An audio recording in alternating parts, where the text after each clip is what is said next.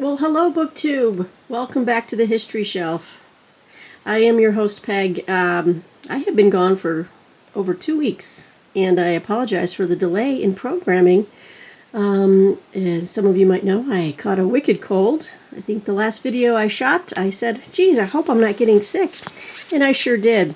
It was a spring cold to beat all spring colds.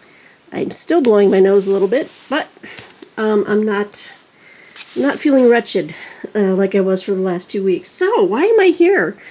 I have been meaning to show you guys a plethora of Osprey titles. I have a bunch of new arrivals from the great folks at Osprey Publishing, military history publishers. I know a lot of you are familiar with these thin volumes that I collect, and I am a collector of these books for sure. I love them. I got a whole new stack I wanted to show you. So I'm going to have to breeze through some of the thin ones, and I'm not going to be reading the jacket cover for all of them, but I've got some hardcovers too. These are all brand new books.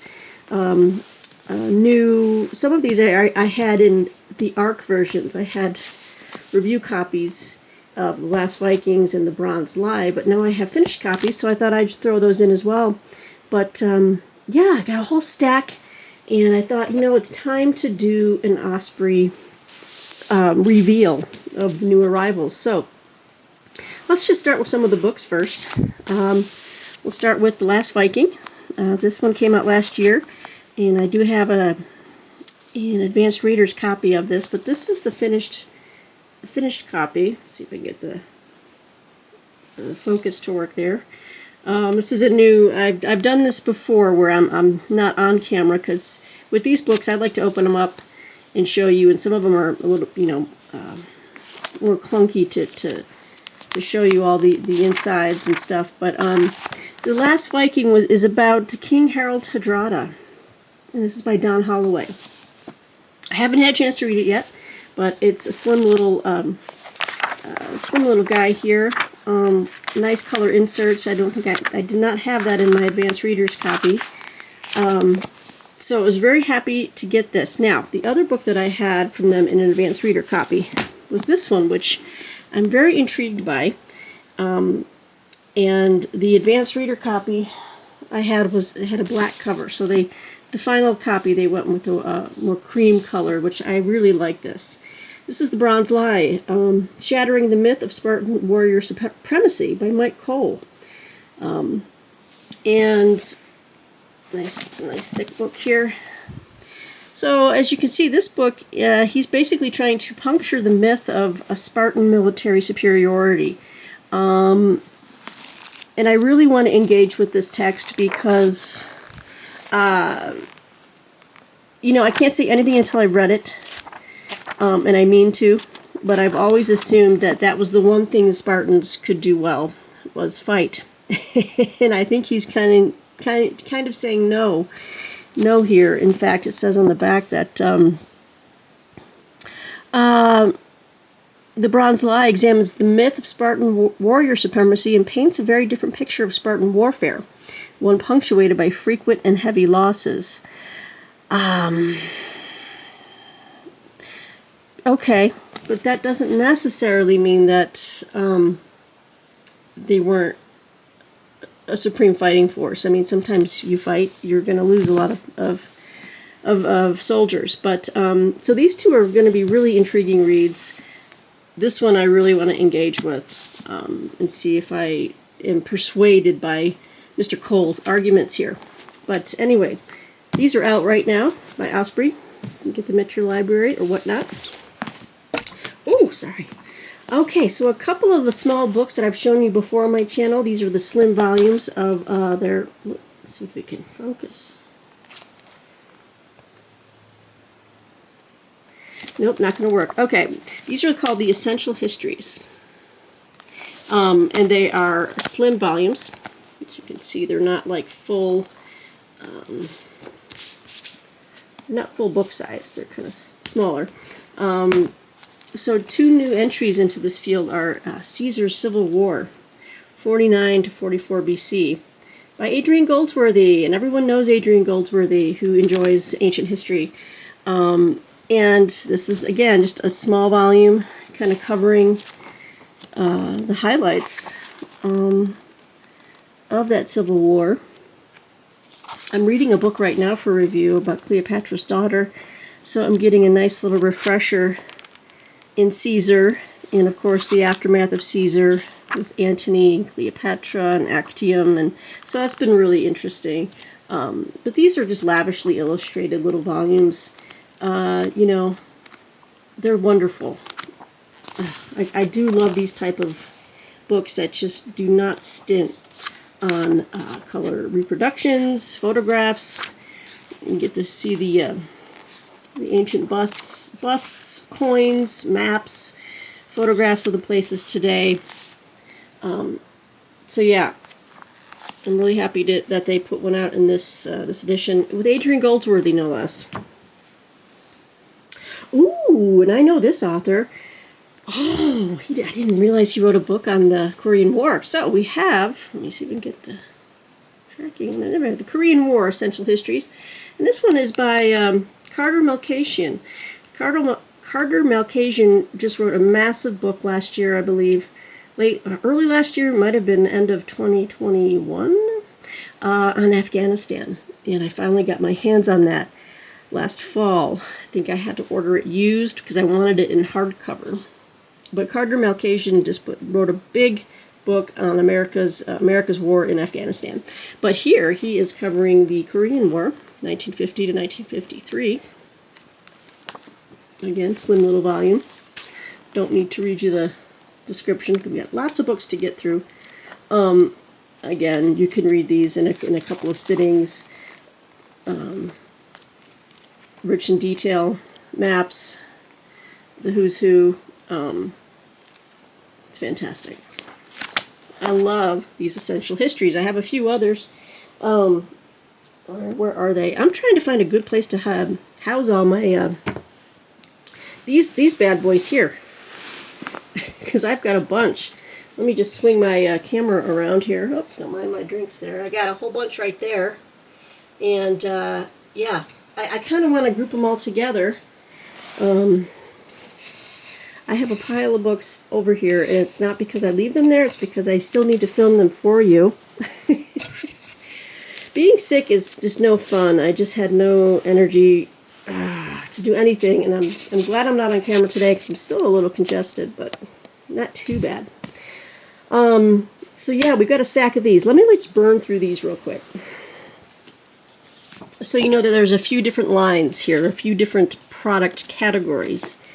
This one is known as Elite. It's not focusing, but it says it on the spine. And the Elite series, focus. Where is she focusing? Yeah, okay. The Elite series focuses on just what it says, which is elite fighting units. It goes into detail about their structure, their organization, their weaponry, their uniforms, their equipment, the types of, in this case, horses they used, stuff like that. As you get into modern day, it would be more about vehicles and tanks and that kind of stuff. But this one is post-Roman kingdoms, Dark Ages, Gaul and Britain, AD 450 to 800. This one is by Raphael D'Amato and Andrea Salambetti. And I love the illustrations. In this case, it's by Andre Negin. So it covers that section of the type of military units around being used in Dark Ages, Gaul and Britain, and it will show you. I love the artwork. I just love the original artwork. What can I say? That's why I subscribe to ancient warfare and medieval history. Used to be medieval warfare, but they changed the scope of that magazine. I'm still a subscriber, but anyway, again, nice overview. They more artwork. These run to about, this one is 64 pages. You can read this in one sitting. The bibliographies are always a fun thing to go through, I find. Gives me even more ideas, more rabbit holes to go down, So this will go, this is Elite number 248. So that will go into my collection. Let's see, I'll try to keep these together a little bit. The other Elite I got, oh yeah, this one came before it. I have Elite 247. This one's very specific. This is Roman plate armor. As you can see, they're grouped by like coloring and layout. So the Elite has the green border. These are just fun. If you have collecting in your bones, especially types of books and stuff like this, these are just addictive. They're fantastic. Roman plate armor by M.C. Bishop and illustrated by Giuseppe Rava. Elite 247. So you're getting a sneak peek. If you never intend on getting any of these, you're getting an inside look at some of this outstanding artwork. What's going on here? Repairing armor at Leon. So this is an armorer repairman over here. Again, just, you know, stuff you'd find in museums, and it's all right there for you. These look like greaves. These greaves? Yes, these are decorated cavalry greaves from Straubing. This is just amazing stuff, you know. If you're into military history and just how warfare was fought, it's fascinating. Look at this armor. This is I think it's a cuirass. I think I'm pronouncing that correctly. I don't know. I think it's cuirass. More artwork. Fascinating. So, yes, Roman plate armor. A whole book on Roman plate armor. I love these series. Okay, so the next I'll do, I have, let's go into the campaign. Campaign is another one of my favorites. And these have like an orange-red border. As you can see, there you have the orange-red border at the top. But I got a bunch of new ones since last fall or last Christmas. It's been kind of backed up here, but these are all brand new, and I wanted to share them with you. So let's start from the beginning. Campaign 383 is Bergina, 1812, and that's Napoleon's Hollow Victory by Alexander Mika-Barège and illustrated by Adam Hook. So this must have been a battle on his march into Russia in 1812, yes, his crossing of the Berezina River. So this one analyzes and details Napoleon's epic escape as the core of his army extricated itself from the clutches of the Russian forces under Kutuzov, Wittgenstein, and Chichagov. That is fascinating. It says here, yet the Berezina represented more than an exploit of military command. It comprised an astonishing feat of heroism, endurance, perseverance, and selfless sacrifice performed by the individual soldier. So you could, let me just look at that. Wonderful maps. I love 3D maps. They do these a lot in these books from Osprey, like a topographical map, and you can actually, this one's kind of covered in snow, but if you have like another map I'll show you, you can see like the swells of hills and swallows and it dips, and the topographical like 3D map is just so cool. Of course, you've got your standard map giving you a rundown. But again, these are just, you can sit and read these in one sitting, and they're just so enjoyable. So Berezina, campaign number 383. The next one is campaign 384, and then they don't really go chronologically. So you're probably like, why are we jumping from 1812 to 1942? It's just, I think that's just their publication schedule. So we have Japanese Conquest of Burma, The Advance to the Gates of India by Tim Moorman, illustrated by Johnny Shumate. And Johnny Shumate is an illustrator. He has done a lot of work with the Ancient Warfare magazines, which I'm looking at right over there. I've got my magazines kind of all lined up over there. That's kind of where I stage them for reading in my reading chair, which is over here, as you can see. So I've got a little reading, operation going here. So yeah, Johnny Shumate has done a lot of work for Ancient Warfare, and he's got good stuff. And let's see if I am crooked now with my camera. Let's see here.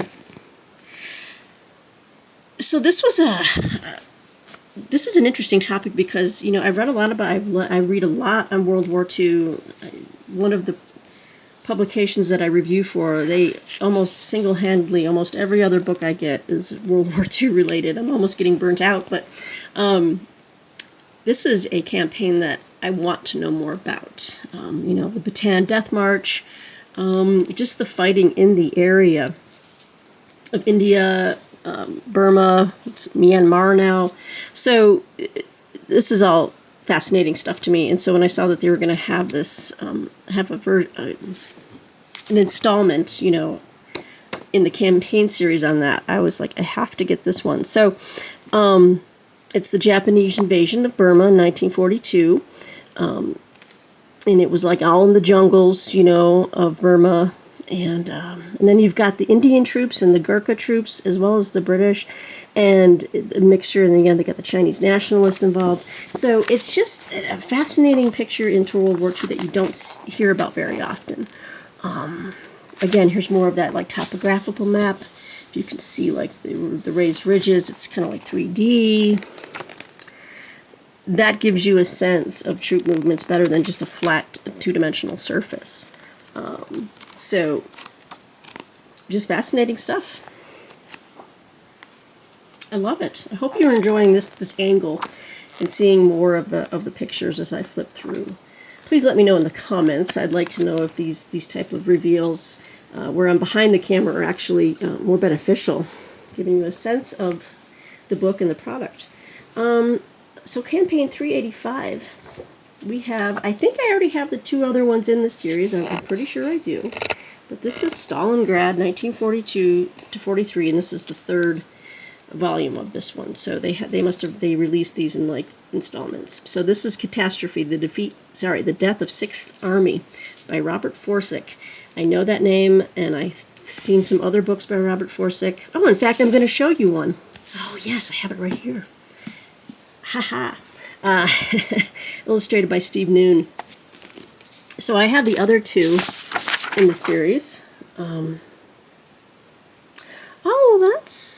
that's interesting. They put in they must have had an error. There was an insert saying that there was an erratum on page 66. The map is a duplicate of the map on page 77.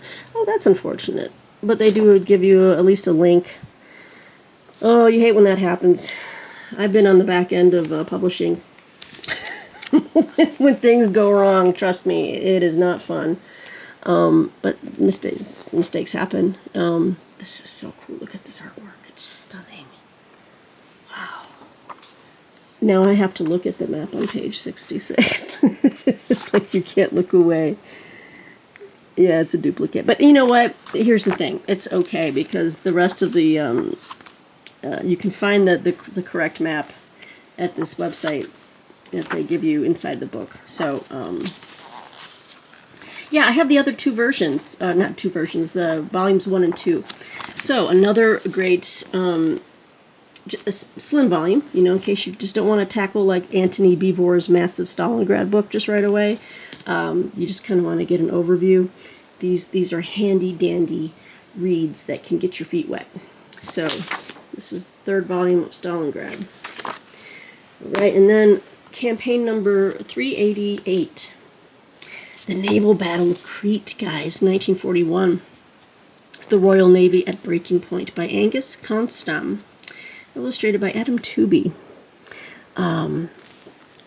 Crete is another but another theater of World War II that I want to become more familiar with. Interesting enough, that is the one I have set foot on. I have been to Crete. It wasn't on vacation. It was when I was in the Air Force. But I was there for a day and a half, and I wish I had been there longer, but what a beautiful island. Still very... the places we were, you could see people still lived in little shacks. They had goats. There was poverty. And then you go to the beaches, and then there were people skinny dipping and just topless, and it was crazy. It was just like, and they knew how to party in Crete. That's all I can say. They were drinking the ouzo and smashing plates and glasses and dancing on them at the end of the night. it was a memorable evening. That's all I can say. Naval Battle of Crete, 1941, and so I want to know more because it's like I'm trying to remember where exactly I was on Crete. I think I was actually, and I was very near the Aegean. So when the sun was setting over the Aegean, it was amazing. I was on the north side of the island. It was fantastic. Highly top secret. I had taken pictures with my camera out of the cargo plane that I was flying in, and they told me, they're like, this is top secret. You cannot take pictures of this bay or this inlet where the ships are. And I was like, ooh, all right. It's kind of spooky stuff there. Again, so that goes into the opposing plans, the opposing forces. That's what the campaign books do. So again, fabulous. What can I say?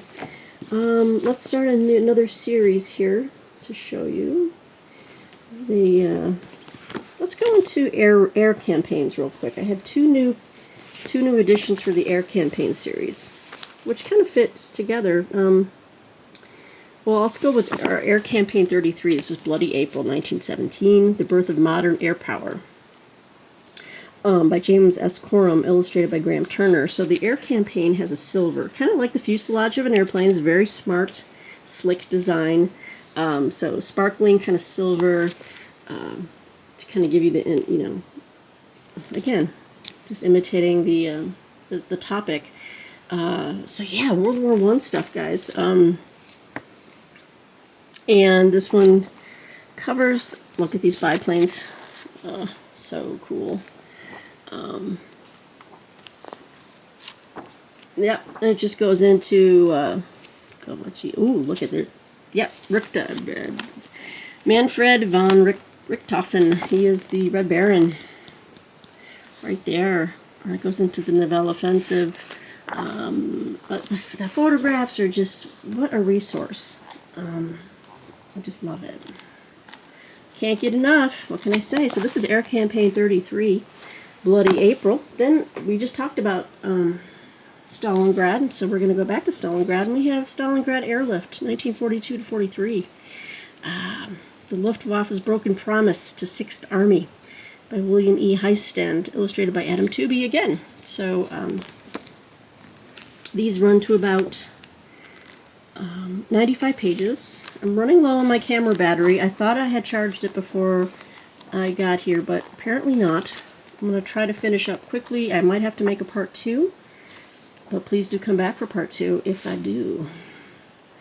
We're only at 22 minutes. This battery should last much longer. Oh, and there's Goering with the Luftwaffe. So, if you're into aerial campaigns, Osprey has you covered with these air campaign series. Then we have, I'm going to try to tackle these because this is another, oops, I missed a campaign. I'm sorry, I missed a campaign. So we'll go back to the red. And this is Tannenberg, which was a great battle. Wow, was this a good one. Destruction of the Russian Second Army, Tannenberg, 1914, by Michael McNally, illustrated by Sean O'Brogian. So that's just an epic battle. I just read about Tannenberg and Catastrophe 1914 that Bill Rutenberg and I did a buddy read together on. Tannenberg was something else. 1-2 punch by the Germans on that one. The Germans really could have won World War I. If America hadn't entered, I don't think the Allies would have could have held on. So America turned the tide on that one for sure. But the German army was something to contend with, even despite all their problems. And this was a crushing victory. And there's old Hindenburg right there. So this is the campaign 386. So I'd actually skipped one. So let me put that under there. Okay. So the next series that is really fun is called Combat. And it pits two opposing types of soldiers. And it's kind of fun. I like the design of these books. They look like this. They have like combat, the number, and they all look like this. They all have one, or you know what I mean? Like they just juxtapose two different types of fighters. So let's go in order here of how I received these. 59. Let's go U.S. soldier. versus Chinese Soldier, Korea, 1951 to 53, by Chris McNabb.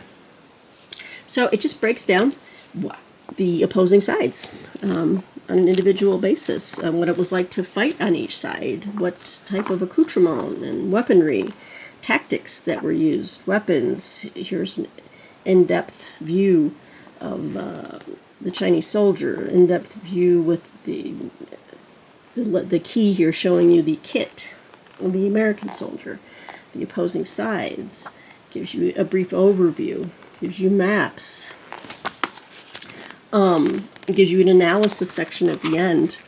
These are really enlightening reads that kind of just touch the iceberg of what you're dealing with. So yeah, Combat series is one of their newer series. Really love Combat series. I try to get every single one that comes out. The next one I got is Anzac Soldier versus Ottoman Soldier. This is covering Gallipoli and Palestine, 1915 to 1918. Look at this guy's face. He's like, what the hell? What do you want with me? You know? It's fun. And this is by Cy Shepard. So again, just pits these two against each other. Kind of goes into the campaign a little bit. Oh, look at this. Let's look at this artwork. I can put my arms far enough away to... I'm sitting right behind the camera and I can't really... I'm reaching around it. Wow, look at that. These are just fun books, guys. What can I say? The next one I got is... Ooh, yes. Teutonic Knight versus Lithuanian Warrior. Bam, baby! This is The Shiz. This covers the Lithuanian Crusade, 1283 to 1435, and this is by Mark Galeotti. Let's see some of this stuff in here. We've got, battlefield environment, covers that. Background to battle, weapons, armors, and horses. Look at this artwork. Statuary, look at this. Lithuanian Knight. Breaks it down for you. The opposing sides. Ooh, beautiful pictures of the areas today. Wow. Yeah, these are some good stuff. I could even throw this one in for Historathon for the next session, which is 500 to 1500. I am in the window. I could throw this in. That'd be a quick, easy read and say, bam, guys, I did this one. What do you think? The next combat I got is 71. This is Waffen SS Soldier versus Soviet Rifleman. And this covers the Rostov-on-Don and Kharkov campaign or area in 1942 to 43. And this is by Chris McNabb. So we got the German and then the Soviet Riflemen pitted against each other here. And they just, I've got more of my combats are over here on the shelf behind me I just showed you. So these are a welcome addition as well. I am rushing to try to finish up these. I might have to do a part 2 to cover the books, and I just got a few more from Osprey today, actually. So I'm very excited. So these are like little standoff ones. We did Air Campaign, okay. Then we have Duel. In fact, I have a new Duel downstairs. I just opened the box up. But this one is Royal Navy Torpedo Bombers versus Axis Warships, 1939 to 1945 by Matthew Willis. Again, slim little volume. It's Duel number 124. And so Duel is the account of machines of war pitted against each other and the combatants who operated them. Step onto the battlefield and immerse yourself in the experience of real historic combat. I don't think you really are experiencing real combat, but it gets you closer to imagining what it looked like. There we go.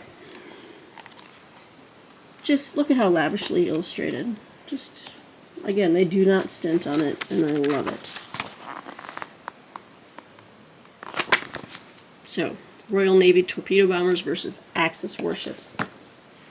The next series they do from time to time is called Raid. And this one is on the capture of U-505, the U.S. Navy's controversial Enigma raid, Atlantic Ocean, 1944, by Mark Lardis. Look at that. This is raid number 58. I don't have all of these, but, I'm gaining a few here and there. Yeah, so they capturing the Enigma raid. Okay, I don't know a lot about that, but this book will tell me. Ooh, look at that inside, deep inside. Oh, I like the cross sections. Kind of shows you where everything was, where the men bunked, where the weaponry lived, the raid itself, the history, and the artwork. Just amazing. And then another one they've done for a very long time, a series is called Men at Arms, and it always has a blue border. This is Men at Arms number 548, to give you any indication of how many of these that they have done. And if there's 548, I can tell you a lot of them are out of print. They're very hard to find. But this is a new one. This is Armies of the First Sino-Japanese War, 1894 to 95, by Gabriel Esposito, illustrated by Giuseppe Rava again. So a lot of the same artists and stuff. So this is set in 1894, during the Meiji Emperor period. So this is fantastic. Wow. This is my idea of a centerfold. I'm like, wow, guys. Wow. Oh, look at this. This is fascinating. So Men at Arms is the uniforms, equipment, history, and organization of the world's military forces, past and present. This one's very slim. This one is 48 pages, so these usually are very slim indeed. Okay, my camera's about to die, but I still do have some books to show you. So please come back for part 2, and I will add in a few more things to show you. But I hope you enjoyed these new arrivals by Osprey.